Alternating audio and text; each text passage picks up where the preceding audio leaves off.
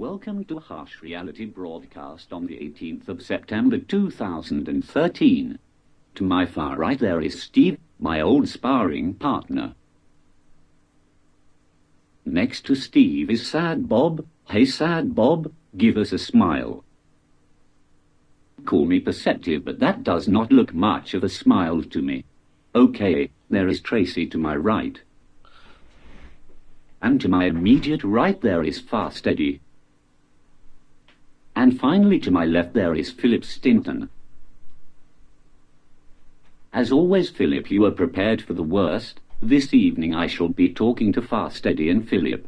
I have noted that over the last few months they have posted on my channel with contra views as to what is going on in the Western economies. Okay, Fast Eddie, let me show you a post that you did a few months ago which I found very interesting. It appears that you were a doom and gloomer and you are changing your thoughts. Do you still not see an economic collapse coming? Look around you in this pub.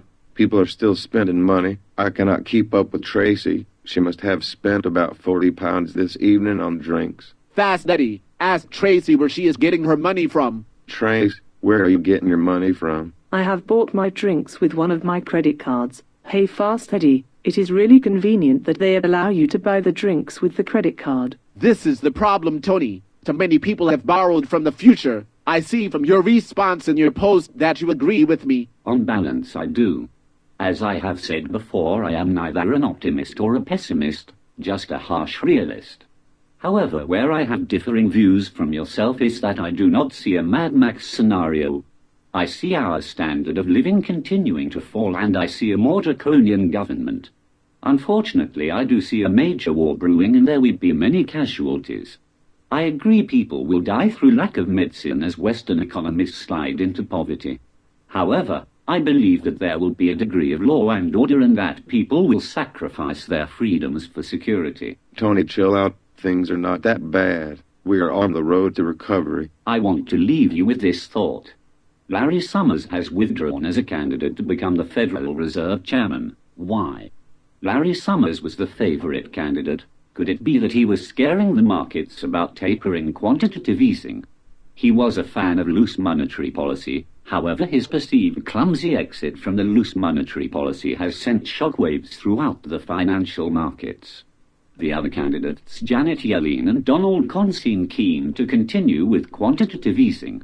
Anyone that has seen my previous videos will be aware that I never thought they would cease it. Indeed, I will go one step further. I believe it will be accelerated. Quantitative easing in the long run will be very destructive. I wish I could be as optimistic as Fast Eddie, but I cannot.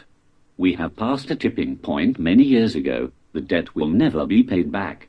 Politicians will not make the hard choices now. They will defer reality, and when we are forced to face up to reality, a tough new reality will be the norm for the majority of the population.